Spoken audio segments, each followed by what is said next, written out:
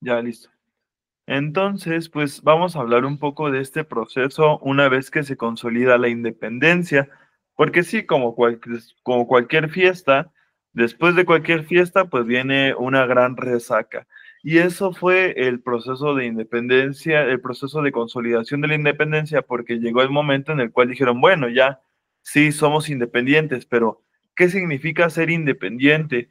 ¿Qué significa pertenecer, pues bueno, a esta forma de gobierno, aparte de que no había un consenso de cómo se tenía que gobernar nuevamente, bueno, este territorio? Y había pues mucha inestabilidad ante lo que podría suceder. Y es por eso que intentaron hacer distintas formas de gobierno que fueron cambiando consecuentemente durante décadas, porque ninguna se amoldaba a los intereses de la población o a las mismas realidades que había en el país, porque una vez que se independiza México, pues es un país pobre, muy pobre, muy desorganizado, muy conflictivo interiormente. Entonces, empiezan a haber bastantes dilemas sobre qué es lo que se va a ir hacia más adelante.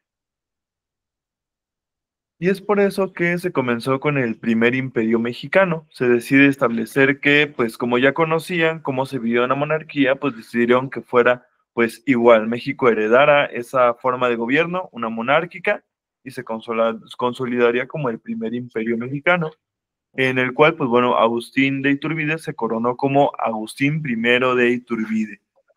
Em, la idea era que sería una monarquía constitucional.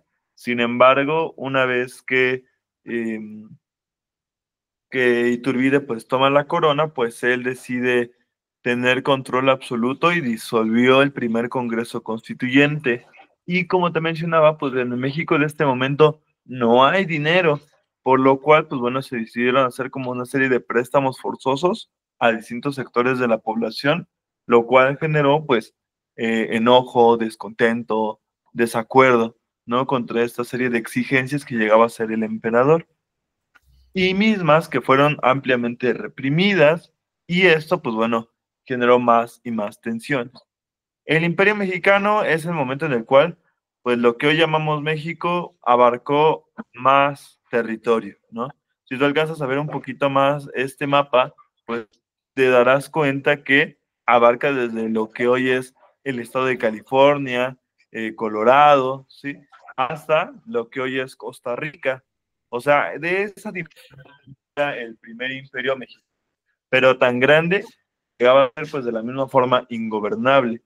Y ante pues bueno la inestabilidad que llega a haber y el desacuerdo, pues llegó a haber un grupo que proclamó un plan con el cual decidieron destronar al emperador Iturbide. Ese plan se llamó el Plan de Casamar. En este plan, deciden organizarse varios grupos para rebelarse contra Iturbide.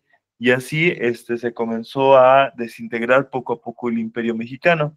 A su vez también, toda Centroamérica se separó de tajo del Imperio Mexicano y va a ser cuando pues finalmente, eh, ante los levantamientos armados que llega a haber en todo el territorio, pues bueno, se termina separando. Y a la gente, pues bueno, no le gusta cómo está gobernando el emperador y deciden que mejor la forma de gobierno no sea un imperio. Inicia todo con un triunvirato.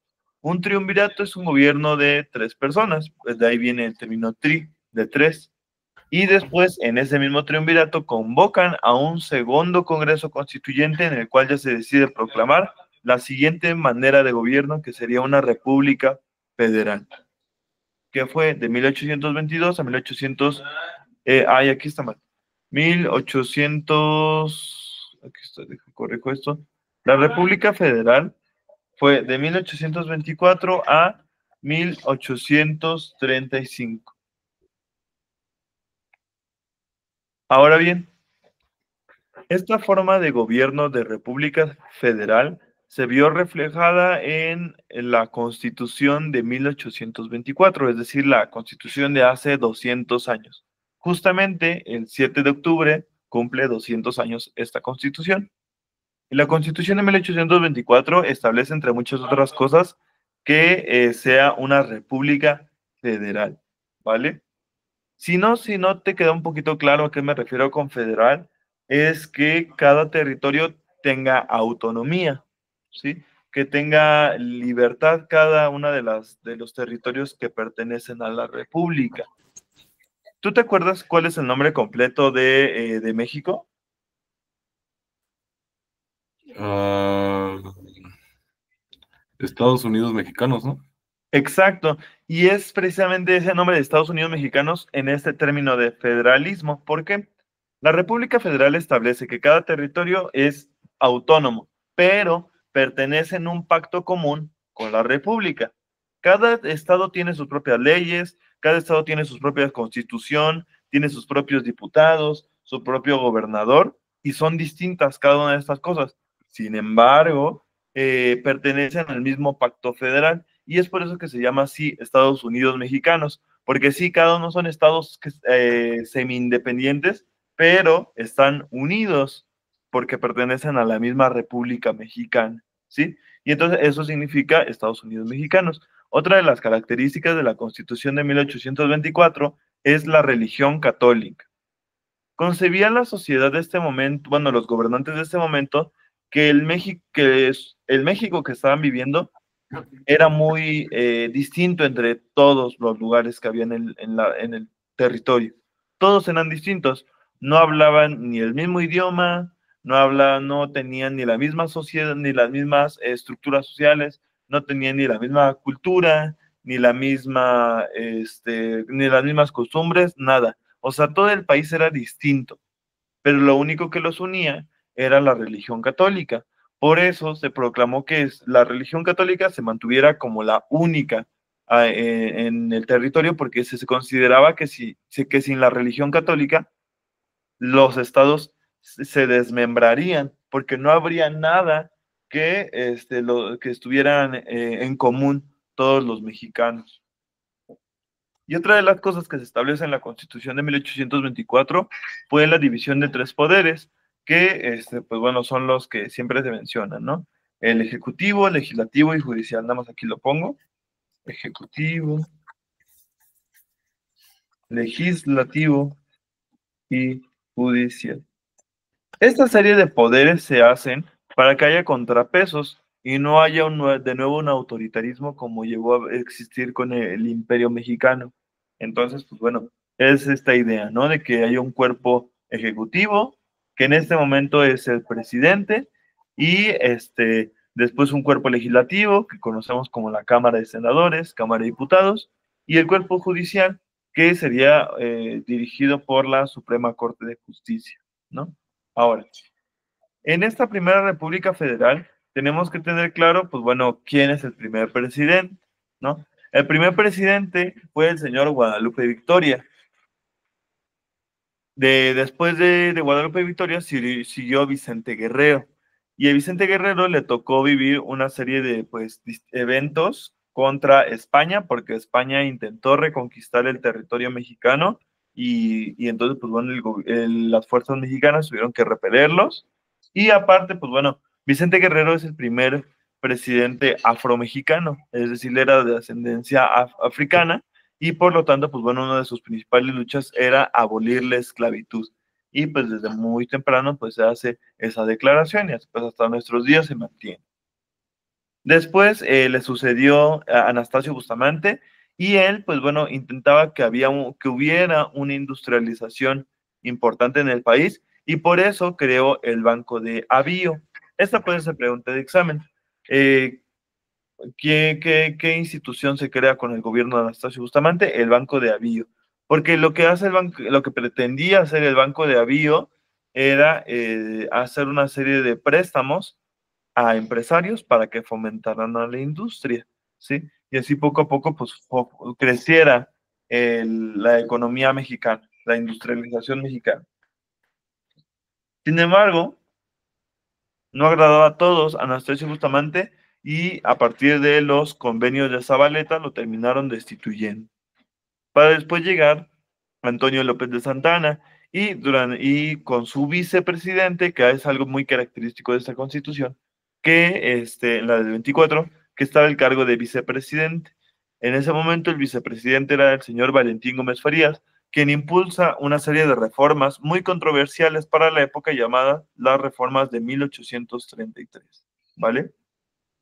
No sé si hasta aquí tengas alguna duda. No, todo bien. Vale, entonces realmente lo que te estoy mencionando aquí pues es un súper resumen, porque en realidad en este momento pues bueno, me estoy saltando pues algunos presidentes que duraron pues semanas, duraron meses, porque precisamente era tan inestable la política que pues era difícil gobernar, y es por eso que muchos pues bueno eran destituidos muy fácilmente. Entonces, pues aquí solo menciona los principales presidentes de este periodo. Ahora aquí muestro también un mapa que hace justamente referencia a lo que abarcaba México en ese momento, ¿no? La República Federal, pues bueno, se extendía todos estos territorios que pues más de la mitad pues ya no están integrados hacia nosotros. Y como aquí se ve, pues ya Centroamérica pues ya está independiente de México. Después, pues resulta que las reformas de Valentín Gómez Farías, estas reformas de 1833, fueron del contento ni del agrado de muchas personas. Y entonces dijeron, ¿sabes qué? Ah, bueno, porque, bueno, como curiosidad, no es importante, como esta serie de reformas pues afectaban a distintos sectores, entre ellos a la iglesia, pues, pues había muchas molestias y todo. Y llegó justamente en ese año, en 1833, a haber una epidemia de cólera. Entonces la gente, como era muy católica y así, pues adjudicó la epidemia de cólera como castigo de Dios debido a las reformas de 1833. Entonces la gente se paniqueó mucho y dijeron que ya no querían ese tipo de gobierno. Entonces exiliaron a Valentín Gómez Farías porque pues lo consideraban el culpable de ello. Lo exilian y después deciden mejor hacer un nuevo gobierno, que sea pues de otra forma distinta, una república centralista, ¿vale? República Federal, autonomía de los estados; república centralista, su nombre lo dice, hay un poder central que controla a todos los demás.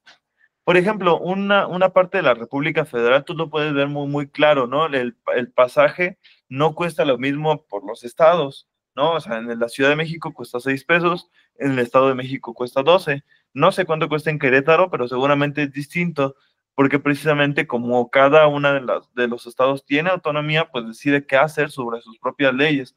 Lo mismo, por ejemplo, con el aborto, no está legalizado en todos los estados porque cada congreso local tiene que avalarlo, tiene que respaldarlo y todo. Y así pues se tiene que ir reformando de forma local, porque no hay, porque cada estado tiene autonomía. Ahora, la república centralista es lo contrario, en el cual no hay libertades locales, sino que hay un poder central que define qué es lo que pasa en todos los demás territorios. La república centralista se constituyó a partir de un documento llamado las Siete Leyes, o también conocida como la Constitución de 1836. Las características de esta constitución es centralista, y además, pues bueno, ya conocemos los poderes de la Unión, ¿no? Ejecutivo, legislativo y judicial. Y lo que va a buscar aquí hacerse en las 7 leyes es que existe un cuarto poder, que este cuarto poder se le llamó Supremo Poder Conservador. Y este Supremo Poder Conservador, su interés era pues controlar a todos los demás poderes. Otra de las cosas importantes de este momento es que en lugar de llamarse estados, pasaron a llamarse departamentos: departamento de Coahuila, departamento de Tabasco, departamento eh, de Sinaloa, departamento de Sonora, departamento de Zacatecas. Sí, se empezaron a cambiar ese nombre porque pues ahora ya no tenían la autonomía. Esta política centralista generó molestias en muchos territorios, entre ellos Texas.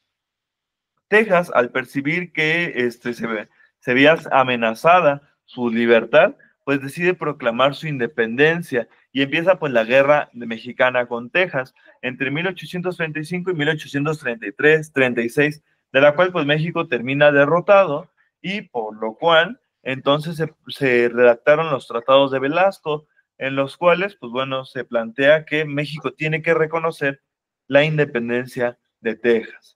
Realmente México no reconoce la independencia de Texas y eso es lo que simplemente hace como que esté Texas en un como en una ambigüedad, porque Texas, pues para México sigue siendo parte del territorio, pero es un territorio rebelde, mientras que Texas se siente constituido como una república independiente, libre, como un país, y de hecho Texas dura 10 años libre, como un país libre, ¿sí? Y entonces, pero México pues no tiene más fuerza, como es un país tan desorganizado, no tiene dinero, pues no tiene posibilidad en cómo invertir en el ejército, en entrenamiento profesional de un ejército, entonces realmente no tiene posibilidad de anexarlo nuevamente a la República Central. Sin embargo, pues bueno, lo que único que hace el gobierno mexicano es reconocer de que pues son un territorio rebelde, nada más los tejanos, nada más. Pero más ahí para intentar otra vez otra guerra, no, porque México no tiene dinero. Hasta aquí, ¿sí tienes como claro esa diferencia de federal y centralistas aquí? No, no mucho. Bueno, centralista es que, digamos, el centralista sería que ahorita Claudia Sheinbaum decidiera quién gobierna en cada estado, qué políticas se implementan en cada estado. Eso sería una república centralista. Sin embargo, la república que vivimos y la república que se vivía en 1824 era federal. ¿Qué significa federal? Que cada estado es autónomo, cada estado es libre. No puede haber otra fuerza más allá del estado, exceptuando la constitución, que decida qué se hace en el estado o qué no.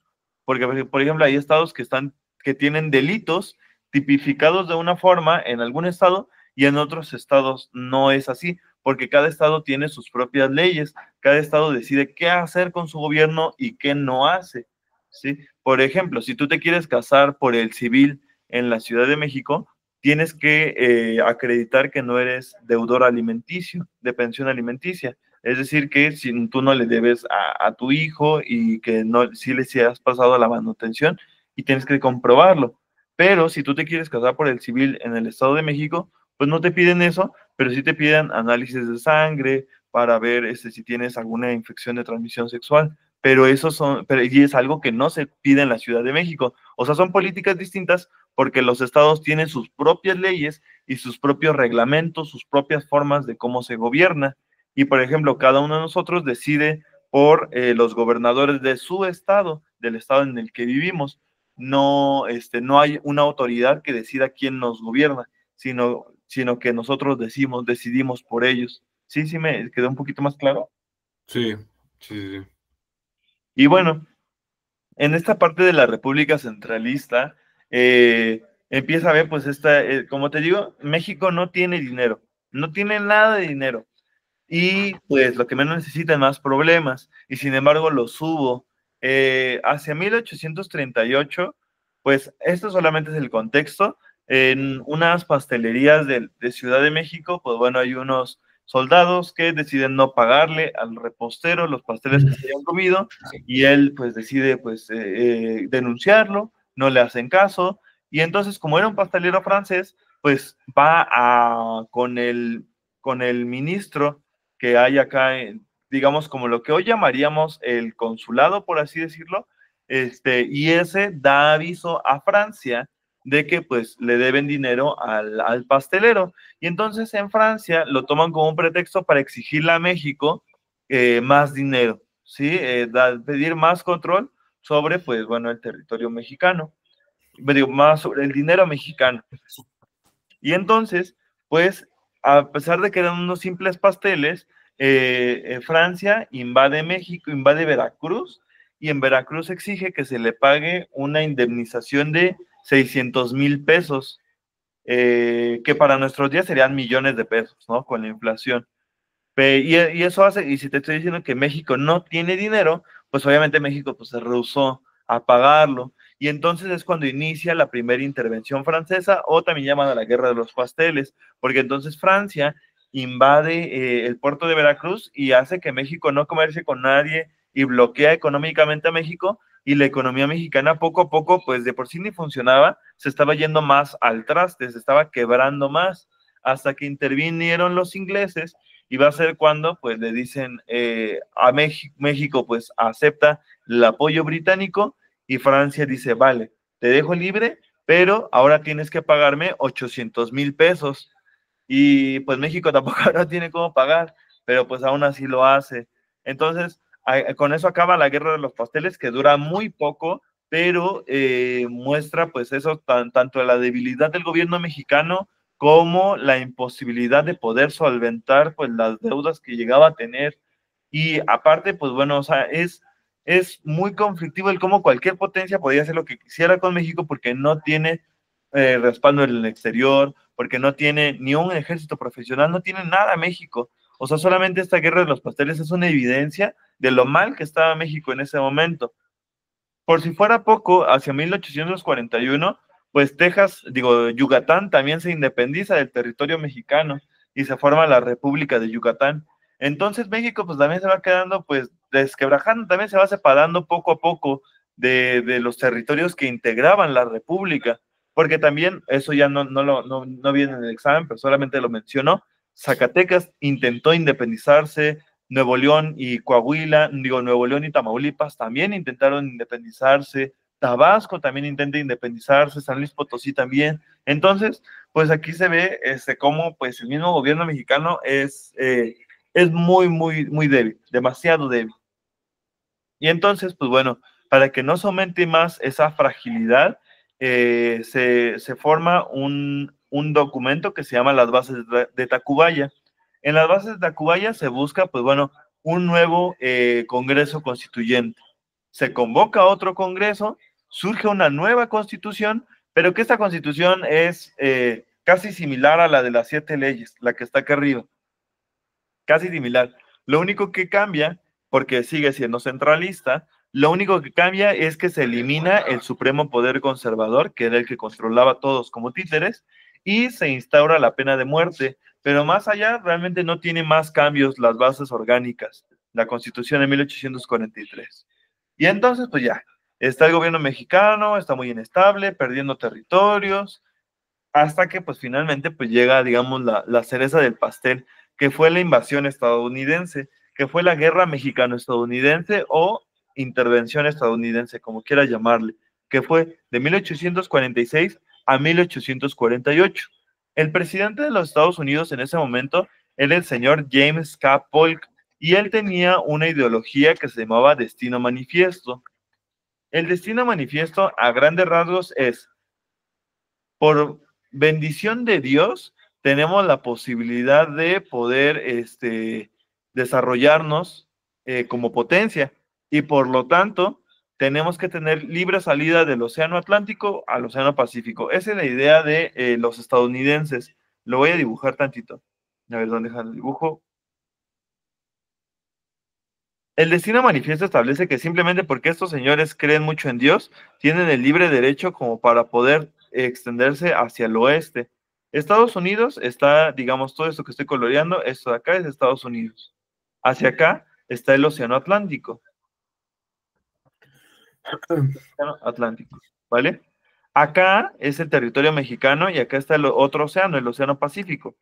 Y entonces dice el Destino Manifiesto que Dios puso ahí a los gringos para que ellos tuvieran libre paso, hicieran productivas estas tierras, y por lo tanto tendrían derecho a tener libre paso del Océano Atlántico al Océano Pacífico. Por lo tanto, según esto, de forma legítima, todo esto de acá arriba les pertenece a los Estados Unidos. Así de absurdo es la justificación del Destino Manifiesto, y eso es lo que motiva a los gringos para desear invadir México, ¿vale? De esta idea del Destino Manifiesto, ¿sí se entendió? Pues sí, básicamente pues declaran eso, ¿no? O sea, lo Sí. imponen. O sea, sí, con base en la religión, es como de que Dios nos puso aquí, nosotros tenemos que aprovecharnos de esas tierras que Dios prometió para nosotros. O sea, es esa idea que es muy fantasiosa, por supuesto, pero es lo que motiva a los gringos a decir, es que estas son nuestras, no de los sucios católicos que están de los mexicanos que están en este territorio. Entonces, pues bueno, esa es la obsesión que tienen y es por eso que deciden, pues, inventar un pretexto. Esto que voy a platicar solamente es para contexto, pero Polk intentó, James K. Polk, el presidente estadounidense, intentó hablar varias veces con el gobierno mexicano para que accediera a vender los territorios del norte, esto que es Alta California, el departamento de lo que es Nuevo México, ¿sí? Que estos México se los vendiera a Estados Unidos, pero México pues, no acepta, hasta que después Estados Unidos anexa Texas. Texas es anexado al territorio estadounidense. Si te acuerdas un poquito de lo que te mencioné, pues México considera que Texas es un territorio rebelde, más no que es un territorio independiente.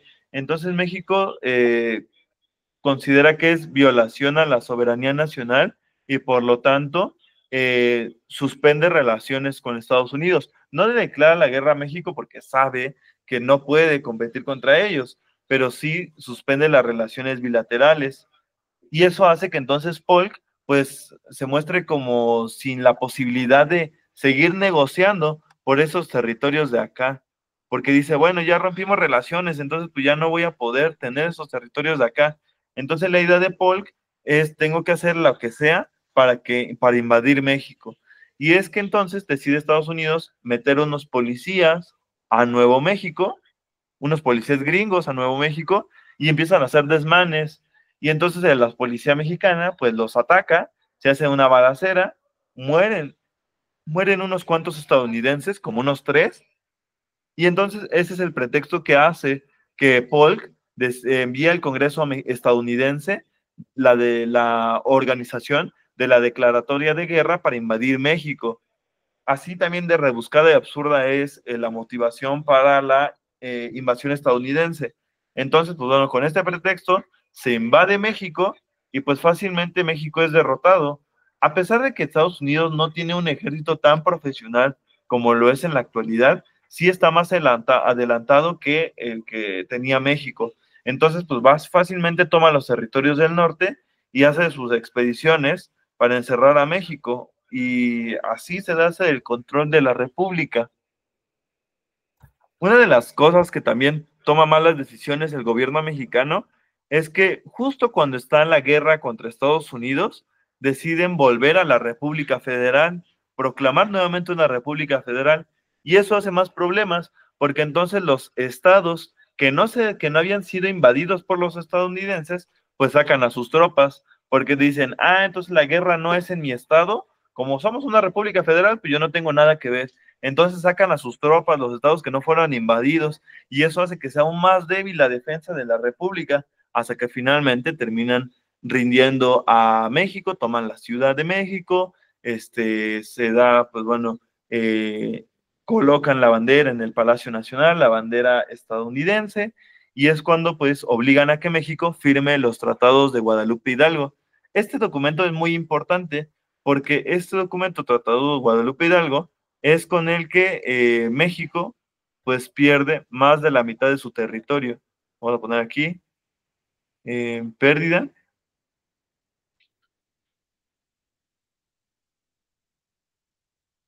Vamos a ponerle aquí.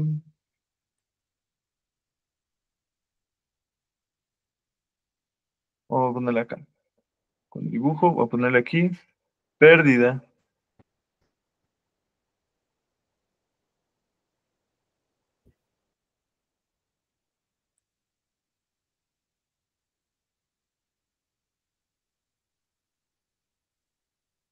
Pérdida de más del 50% del territorio.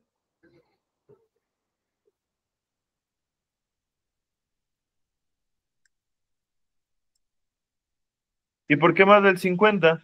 Porque a partir de esto se obliga a que México venda Alta California y Nuevo México a Estados Unidos. Esto quede vendido a Estados Unidos. Y la segunda cosa es que se obliga a que México reconozca la independencia de Texas. Y entonces ya con eso, pues eso suma el 50% del territorio mexicano. Que a pesar de que en este mapa no se ve tan grande, pero en sí, pues esos estados estaban inmensos, ¿sí? Y ya, Y eso hace que, pues bueno, México termine perdiendo pues la guerra y todo ese territorio. Una de las cosas bien irónicas es que México, pues jamás tuvo interés en poblar tanto esos estados, entonces quedaban como muy abandonados, y por eso fue muy fácil que los tomaran los estadounidenses. Y pues bueno, hacia 1849, es decir, un año después de que ya se firmó la rendición, Estados Unidos empieza a hacer exploraciones en California y descubren minas y minas de oro. Y se encuentra oro por todos lados, por los ríos, por las cuevas. Y entonces pues, Estados Unidos pues empieza a crecer económicamente. O sea, es una forma pues muy como triste de que México jamás exploró ahí, jamás se dio cuenta que había oro. Entonces, que llegan los gringos y ellos sí lo encuentran y eso pues aumenta un poquito más de esta sala de herida, de la pérdida de este territorio. Entonces, pues bueno, como te darás cuenta, la República Centralista fue un desastre. La independencia de Texas, la guerra de los pasteles, la independencia de Yucatán, la guerra estadounidense, o sea, realmente la República Centralista fue un desastre.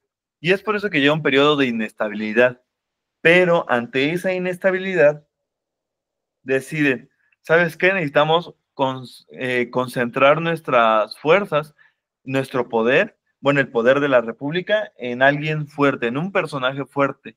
Y es por eso que se proclama el Plan de Guadalajara, en el cual se estipula que Santa Anna, Antonio López de Santa Anna, vuelva a México y vuelva al gobierno.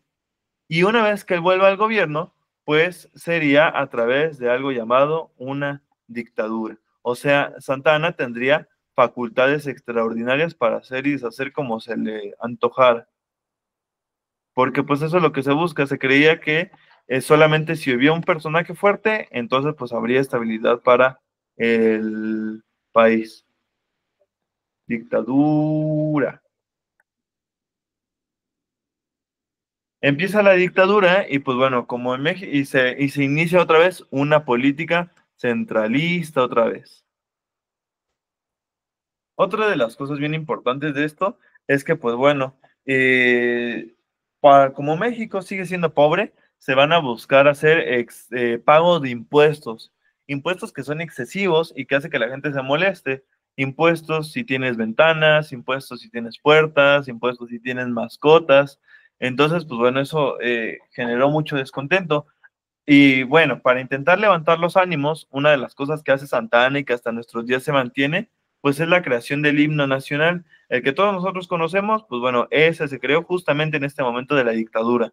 ¿Por qué? Porque está en ese interés de levantar los ánimos de la población mexicana que pues está totalmente harta, cansada y frustrada pues por lo traumático que fue la República Centralista. Ahora, por si no fuera poco, Santa Ana decide vender un territorio al norte de Sonora, este que voy a colorear aquí de amarillo, este de aquí. Ese territorio de amarillo se llamaba La Mesilla, que era pues más grande que lo que hoy conocemos de Baja California Sur. La Mesilla pues era de interés para los estadounidenses porque por ahí querían que pasara una vía de ferrocarril. Entonces, venden la Mesilla a través de algo llamado el Tratado Gadsden, que aquí lo escribí mal, pero es a partir de pues este tratado. Tratado, Tratado Gadsden, en el cual, pues bueno, se vende este territorio y eso genera mucha indignación, porque, o sea, ya México perdió más de la mitad del territorio y todavía vende aún más. Entonces, pues eso hace que la gente se moleste y por eso se proclama un plan para quitarlo del poder, que ese se llamó el Plan de Ayutla. El Plan de Ayutla fue pues esta movilización armada para quitar a Santa Ana y pues bueno, en la cual se organizara un nuevo Congreso Constituyente. Este Plan de Ayutla dio paso a un movimiento armado que se llamó la Revolución de Ayutla. Esta Revolución de Ayutla fue dirigido por estos tres señores: Juan Álvarez, Florencio Villarreal e Ignacio Comonfort. Y es con eso con lo que quitan a Satana del poder, de una vez y para siempre. ¿Hasta aquí hay alguna duda? No, estoy apuntándolo todo. Sí, sí, sí, sí. Sí, no, no, todo bien. Ok. ¿Quieres que avance aquí o todavía dejo esto? No, no, sí, si quieres, sigue. Ok.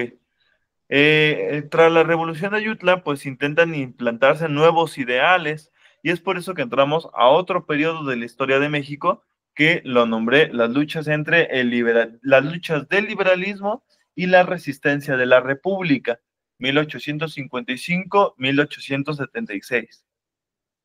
Estos grupos que inician la revolución de Ayutla tienen una ideología específica.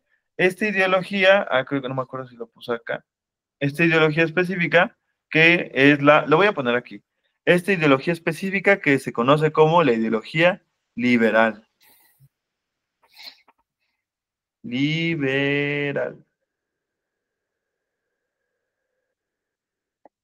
Estos señores de la Revolución de Ayutla son liberales y su idea es plantear esos ideales liberales en el nuevo Congreso Constituyente para que así se formara pues una república de esta ideología, de esta corte liberal, ¿vale? Y entonces, ahora sí, se forma, pues digamos, la República y empiezan una serie de ideas para pues reestructurar con base en el liberalismo a la República de ese momento.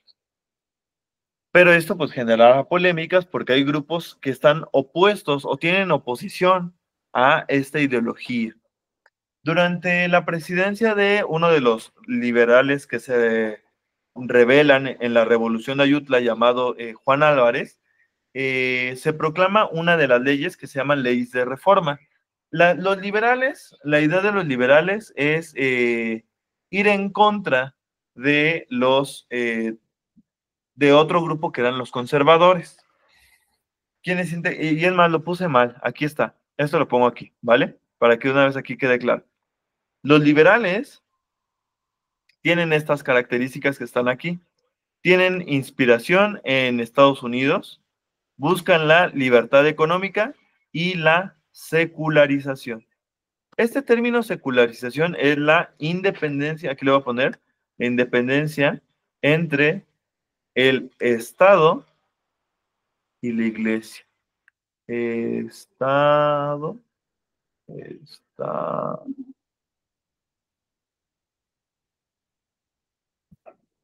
Estado distinto o separado, vamos a ponerle, separado de la Iglesia.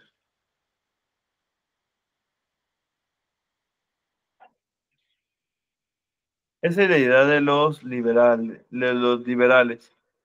Tener que la política que ellos implementen esté separado el Estado de la Iglesia, el gobierno de la Iglesia. Porque a partir de esto, pues bueno, la Iglesia siempre manipulaba muchas de las decisiones y por eso se decía, no, el gobierno tiene que tener sus cosas y la Iglesia sus cosas y cada quien pues en sus enfoques, no metiéndose uno con otro. Esa es la idea de los liberales, ¿vale? Y la idea de, pues, por supuesto, la libertad económica. De ahí que se llama el liberalismo. Mientras que, en contraparte, tenemos a los conservadores. Y los conservadores, pues bueno, a diferencia de los liberales, ellos tienen inspiración europea.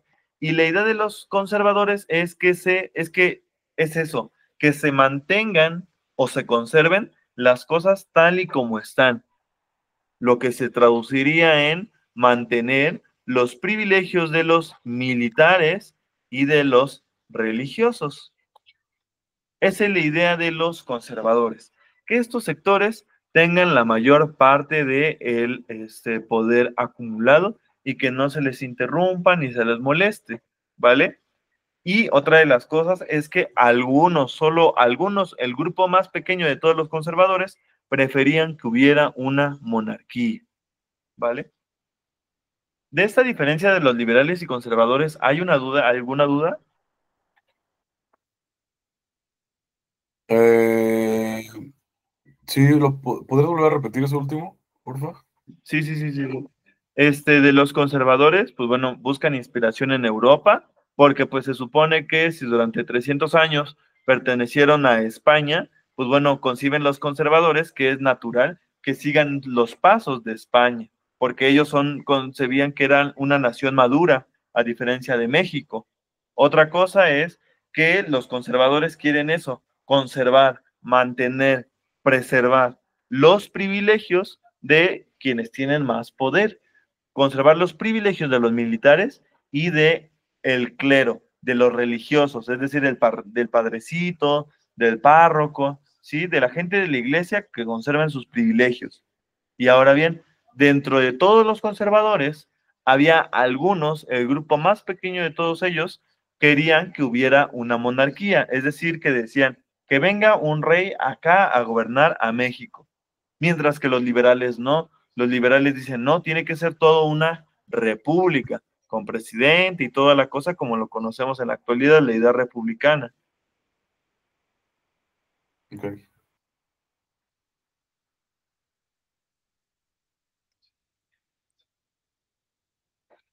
¿De eso sí quedó como un poquito más claro? Sí. Vale. Entonces, pues bueno, esa es la diferencia entre estos dos grupos y quienes quieren hacer una serie de reformas y cambios que se llaman leyes de reforma, pues son los liberales. El problema va a ser que la mayor parte del dinero y de las fuerzas militares pues están con los conservadores. Entonces, pues los liberales fácilmente van a ser un problema para este grupo que realmente es quien tiene el poder.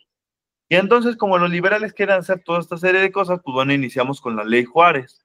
La ley Juárez busca esto, supresión de fueros eclesiásticos y militares. Con supresión me refiero a eliminar. Y fueros es una manera con la cual puedes estar a salvo de que no se te aplique la ley. Por ejemplo, en la actualidad, los políticos mexicanos tienen fuero y no pueden ser juzgados. Digamos, un gobernador comete un delito y no puede ser juzgado hasta que acabe su gobierno. Una vez que acabe su gobierno, ya ahora sí va a ser nuevamente juzgado como el resto de la ciudadanía. ¿Pero por qué no son juzgados? Pues porque tiene esto llamado fuero, que es algo que evita que se te aplique la ley. Y eso es lo que dice Juárez. No, no puede haber desigualdad entre los ciudadanos, porque son eclesiásticos y militares, no pueden tener más privilegios que el resto de la ciudadanía. Y por eso se tienen que eliminar esos fueros, ¿vale? Llega la presidencia de otro señor y durante esta presidencia se van a impulsar esta serie de leyes. La ley La Fragua, que va a ser la búsqueda de la ley imprenta, de la ley de la libertad de prensa, perdón, la libertad de prensa, de publicar lo que se te antoje sin que haya alguien que esté vigilándolo. La ley Lerdo, que es este término desamortización significa venta, la venta.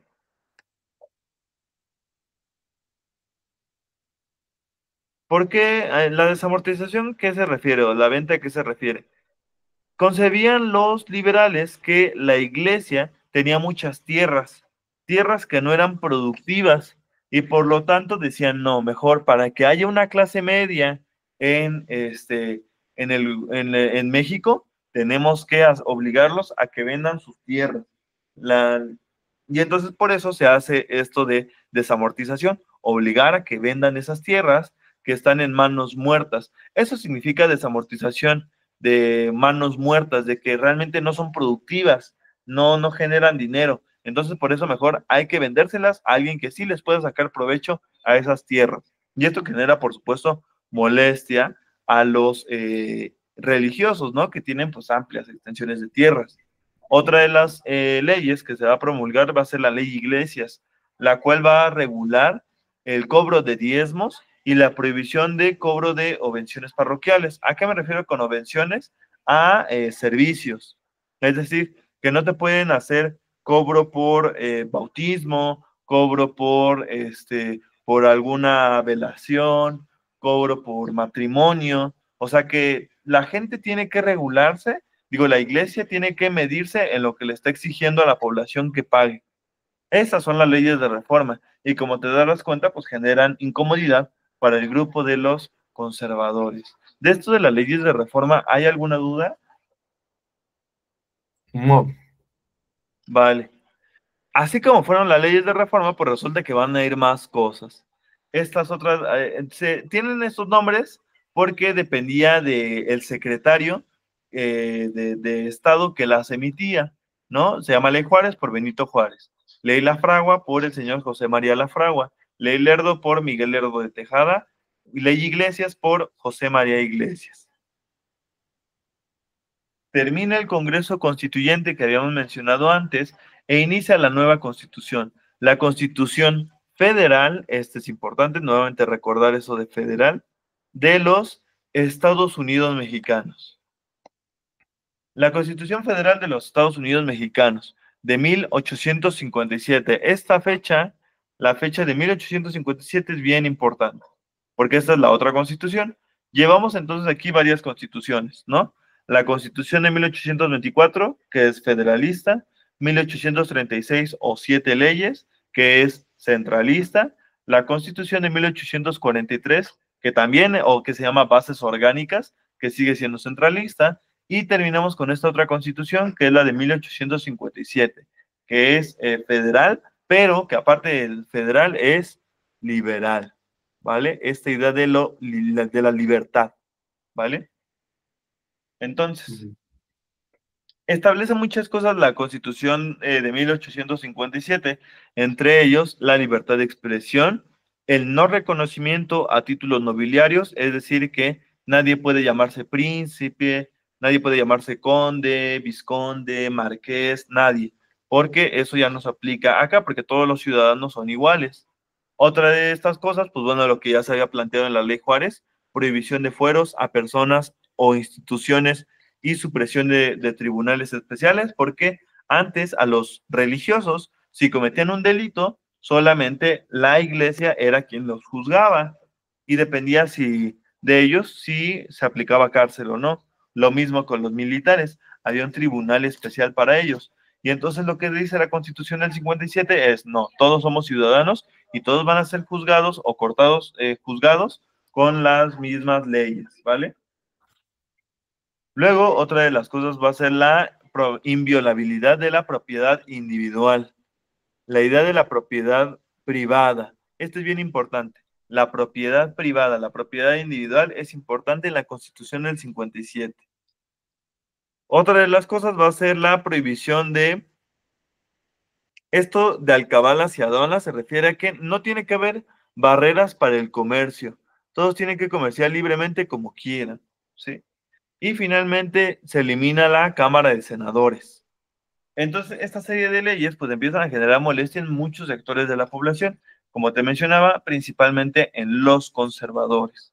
Y es por eso que los conservadores, como están en descontento con la Constitución de 1857, decide el principal líder de ellos, Félix María Zuloaga, que está aquí, el señor Zuloaga, decide hacer un plan. Este plan se llama Plan de Tacubaya. Y el plan de Tacubaya, como pues él era del bando opositor y todo, pues bueno, convence al presidente en ese momento, el presidente Comonfort, de oponerse al liberalismo. Ahora bien,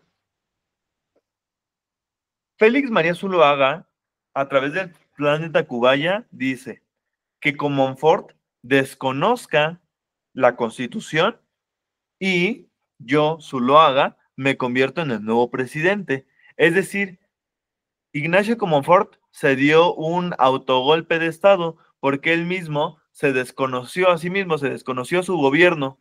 Él renunció, bueno, no renunció, sino que abolió las leyes liberales y aparte pues le deja el poder a Zuloaga. Entonces, pues bueno, por eso se le llama que fue un autogolpe de Estado. Él se derroca a sí mismo y entonces encarcelan a Juárez. Y entonces queda como presidente Félix Zuloaga. Sin embargo, después llega un punto en el que, como fuerza arrepiente, libera a Juárez. Y, bueno, ¿por qué Juárez?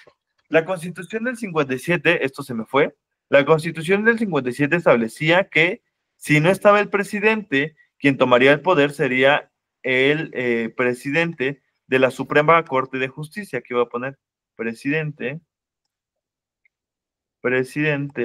de la Suprema Corte de Justicia de la Nación.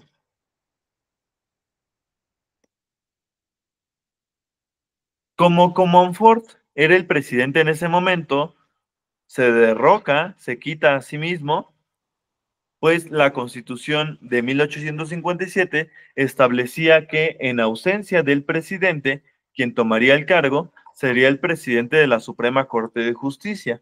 El presidente de la Suprema Corte de Justicia era Benito Juárez. Entonces, pues aquí hay algo bien complejo de este periodo de la guerra, de esta guerra que va a iniciar, que esta guerra se le conoce como la Guerra de los 3 años o la Guerra de Reforma, como le quiera llamar. Guerra de los 3 años o Guerra de Reforma. Reforma. Esta guerra es bien importante porque para los liberales el presidente es Benito Juárez, porque los liberales fueron quienes propusieron la Constitución de 1857, pero para los conservadores, que ellos no reconocen a las políticas liberales, ni tampoco reconocen la Constitución de 1857, ellos dicen no, el presidente es Zuloaga, porque él fue proclamado en el plan de Tacubaya. Y entonces aquí hay una tensión en este momento de la guerra de reforma. Durante la guerra de reforma van a haber dos presidentes al mismo tiempo. ¿Por qué? Porque Juárez va a ser el presidente que reconocen los liberales y estos señores que están acá, estos de acá, van a ser reconocidos solamente por los conservadores. Primero Zuluaga, luego Manuel Pezuela, luego José Mariano Salas, luego Miguel Miramón, luego José Ignacio Pavón. O sea, estos señores fueron los distintos presidentes que hubo del bando conservador, pero del bando liberal solamente estuvo Juárez. Y esto era el problema, de que entonces estaban peleándose los liberales y los conservadores por ver quién realmente se quedaba gobernando México. Si Juárez o todos los de acá. ¿De esto hay alguna duda?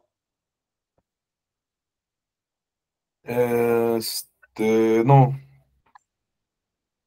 Vale.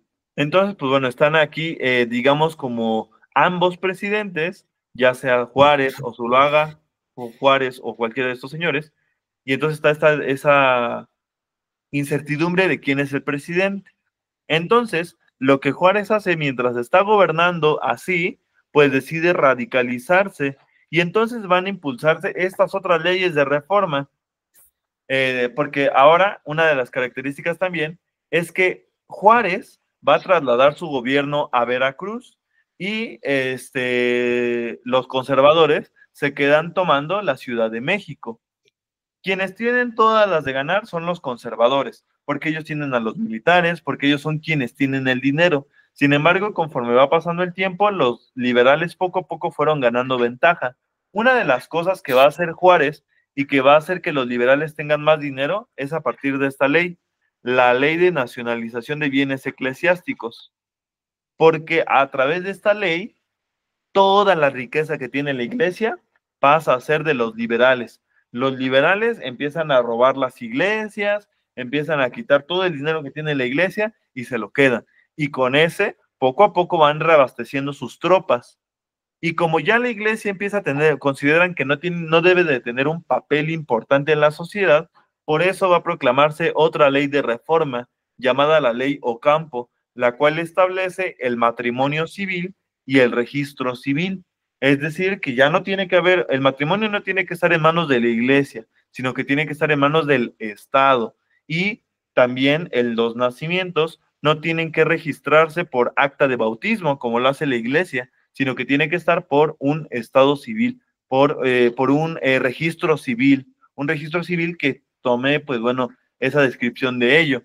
Y entonces, aquí se ve claramente este ejemplo de lo que proponía de los liberales, que los liberales tienen esta idea de secularización, la separación entre lo que hace la iglesia y lo que hace el Estado.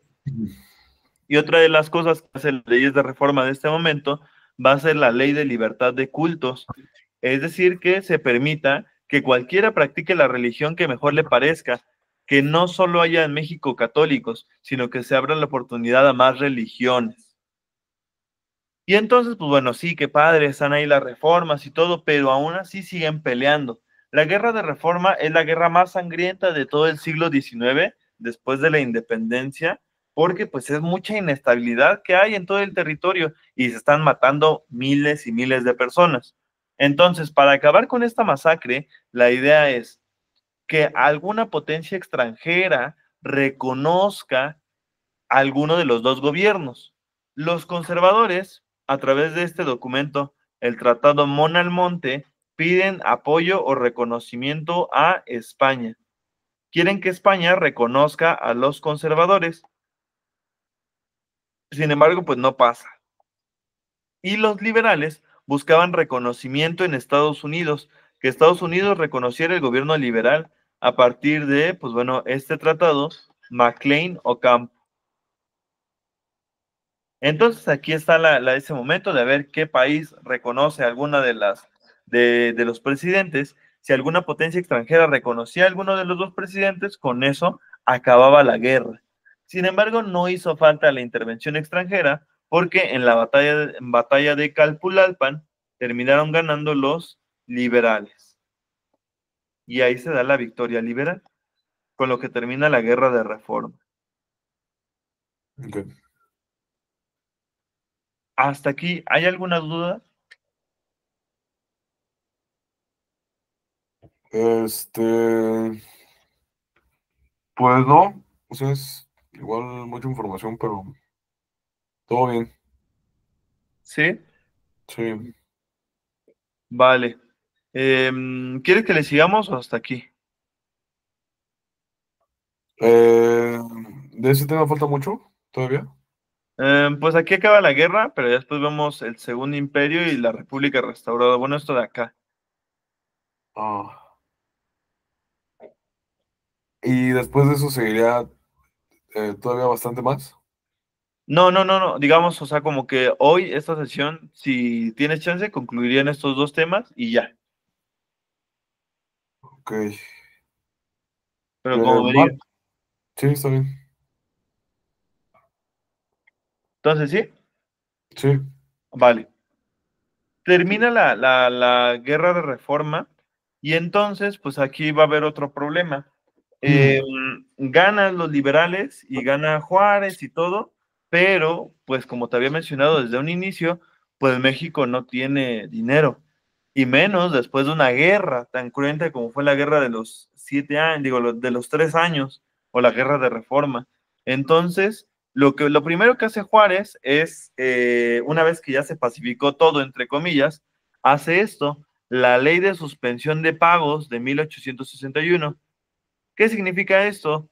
Que México suspende los pagos a la deuda externa. Es decir, todas las potencias que México les había prestado dinero, Juárez dice, ya no les vamos a pagar. Y eso generó más problemas. Por lo cual, en Londres, en Inglaterra, se reunieron los principales monarcas a los que México le debía. Se reúne Isabel II de España, la reina Victoria del Imperio Británico y Napoleón III de Francia en la Convención de Londres. Y lo que deciden en esa convención es que invadan México las tres potencias. A esto se le conoció como la invasión tripartita. Nuevamente, el término tri significa tres. ¿Por qué tres? Pues porque va a invadir a México. A México lo invadió España, el Imperio Británico y Francia. Estas tres potencias invaden México porque dicen, no, no, pues como que no nos vas a pagar, entonces exigen a Juárez que pague. Entonces Juárez, cuando ve que llegan todas estas tres potencias, porque ya no es como anteriormente que Estados Unidos o que solamente Francia, no, ahora fueron tres. Entonces Juárez pues ve que no está la situación tan fácil y por eso una vez que llegan las tres potencias a Veracruz, lo que decide es hacer una serie de acuerdos que se llaman los Tratados de la Soledad o Tratados Preliminares de la Soledad, que es este que está acá.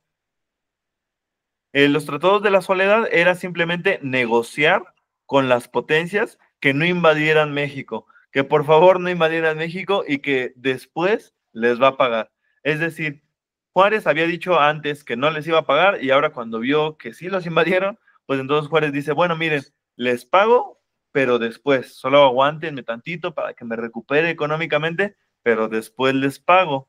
Y entonces, pues bueno, esto convenció a España y a Inglaterra. Sin embargo, quien no se convenció y se interesó más por invadir México fue Francia. Y con esto inicia otra intervención francesa, la segunda intervención francesa, la Segunda Guerra de México y Francia. Y entonces cuando Francia se adentra hacia el territorio mexicano, se da la heroica batalla de Puebla, donde pues México le gana a Francia el 5 de mayo, pero pues, o sea, le gana la batalla en ese momento, pero después Francia luego en días se recupera y toma la Ciudad de México.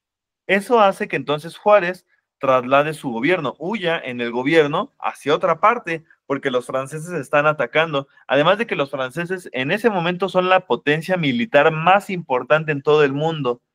Así que no es menor que Juárez, junto con todo su gabinete, huya hacia otro lado.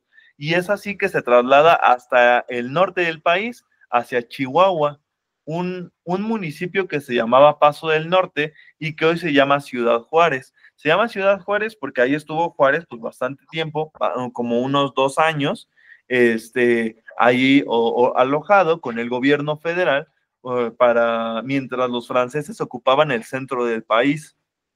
Y entonces, pues bueno, Francia toma la capital y todo. Ahora, si te acuerdas de algo que te había mencionado, los conservadores tenían interés algunos de los conservadores tenían interés de que hubiera una monarquía en México. Y entonces le dicen a Napoleón III que por qué no, mientras Juárez no está en el poder, ¿por qué no mejor manda a alguien a que venga a gobernar México? Y que entonces pues lo gobierne en forma de una monarquía. Y es cuando se proclama el Segundo Imperio Mexicano. Allá en Europa, Napoleón negocia con una familia de austriacos, de los cuales, pues bueno, va a resultar este documento que fueron los tratados de Miramar. Los tratados de Miramar fueron donde, pues bueno, el heredero al trono en Austria, el señor Maximiliano de Habsburgo, acepta la corona mexicana y la condición es que Francia iba a estar apoyando al imperio de Maximiliano para que pues no tuviera problemas contra las fuerzas republicanas. Maximiliano lo traen acá pues a base de engaños porque él tenía en mente de que todos los mexicanos pues querían un imperio, pero cuando llega acá pues eran como 10 los que realmente querían un imperio, todos los demás pues estaban del bando de la República y peleando contra los franceses.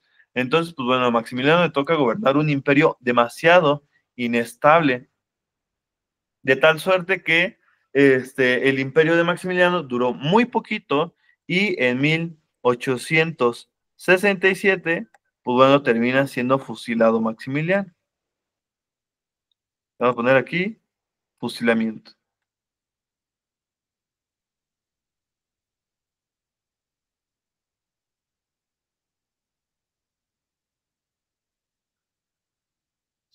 Y una vez que fusilan a Maximiliano, pues bueno, ya se termina la segunda intervención francesa y se termina, pues bueno, el segundo imperio mexicano, que esta parte, pues bueno, es muy, muy breve, ¿no?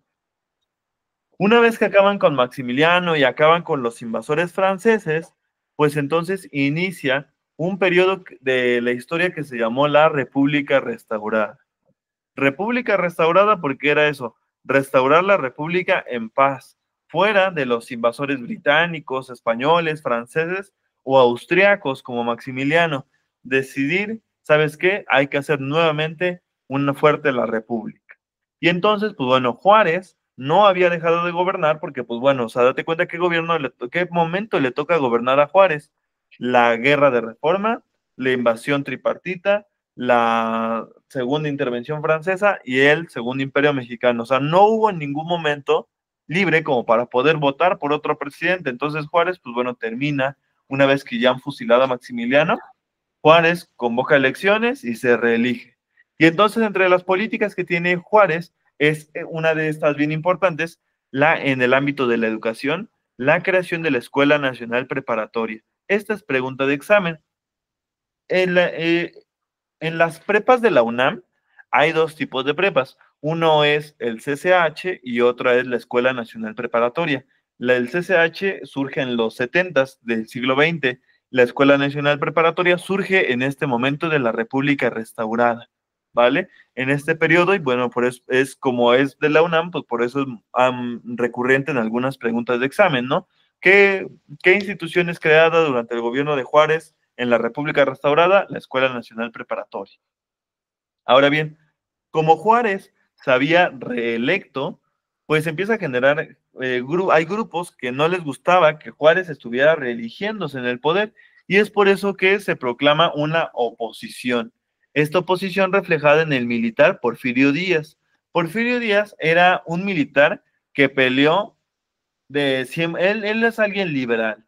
Él peleó del bando de los liberales en la guerra de Reforma, peleó contra los franceses, peleó contra las tropas imperiales de Maximiliano, y él siempre estuvo del lado de Juárez. Sin embargo, una vez que Juárez está varios tiempo ahí en el poder, pues decide, ¿sabes qué? Pues ya fue mucho tiempo, mejor darle oportunidad a otras personas, y es por eso que inicia el Plan de la Noria. Esto es, Plan de la Noria es de Porfirio Díaz contra Benito Juárez. Díaz contra Juárez. Sin embargo, no triunfa, no es bastante popular este plan y ya, se desecha. Sin embargo, Juárez, en su última reelección, pues bueno, gana, pero él ya está muy mal de salud, le dio un infarto y con eso termina muriendo. Una vez que muere Juárez, pues recuerda que establece la Constitución de 1857. En ausencia del presidente, quien toma el poder, pues es el presidente de la Suprema Corte de Justicia. Quien era el presidente de la Suprema Corte de Justicia fue el señor Sebastián Lerdo de Tejada. Y es por eso que él llega al poder. Llega al poder y una de sus principales políticas que molesta a muchas personas es la elevación de las leyes de reforma a rango constitucional. Que todo lo que hablamos de ley Lerdo, ley Juárez, ley Iglesias, ley La Fragua, todas esas leyes se eleven a rango constitucional. Y se establece definitivamente la laicidad, es decir, que no hay una religión de Estado. Es decir, el Estado no tiene religión, no tiene por qué venerarse a la Virgen, a los santos, no se tiene por qué jurar a la Biblia, como pasa mucho en Estados Unidos, que en los juicios pues se jura delante de la Biblia, pero en México pues se prohíbe eso porque dicen, no, somos un estado laico, somos un estado, somos un gobierno en el cual la iglesia ya no tiene que intervenir, ¿vale? Otra de las cosas que se construye durante el gobierno de Lerdo va a ser la primer vía férrea. Esto es bien importante. La línea ferroviaria que sale de México, de la Ciudad de México a Veracruz. Fue la primera vez que eso pasó y pues bueno, por eso es bien importante esa otra cosa. Otra de las políticas que va a implementar Lerdo va a ser la restauración del Senado, que justamente en este año, en 2024, se están cumpliendo 150 años de la restauración del Senado de la República. Ahora bien, Sebastián Lerdo de Tejada, a diferencia de Juárez, Lerdo no era tan popular. Y es por eso que una vez que decide reelegirse Lerdo, pues Porfirio Díaz se levanta en armas nuevamente contra el presidente, pero esta vez a través de otro plan, el plan de Tuxtepec. Y en este plan de Tuxtepec sí triunfa y derrocan a Lerdo a través de algo llamado la Revolución de Tuxtepec. Y con esta revolución de Tuxtepec termina la revolución, la República restaurada, e inicia un periodo que se conoce como el Porfiriato, porque es cuando Porfirio Díaz ya va a llegar al poder y que ya pues ahí son 30 años, ¿vale? Hasta aquí, ¿hay alguna duda? No, todo bien. ¿Vale? Bueno, si no hay ninguna duda, pues bueno, entonces nos vemos la siguiente sesión.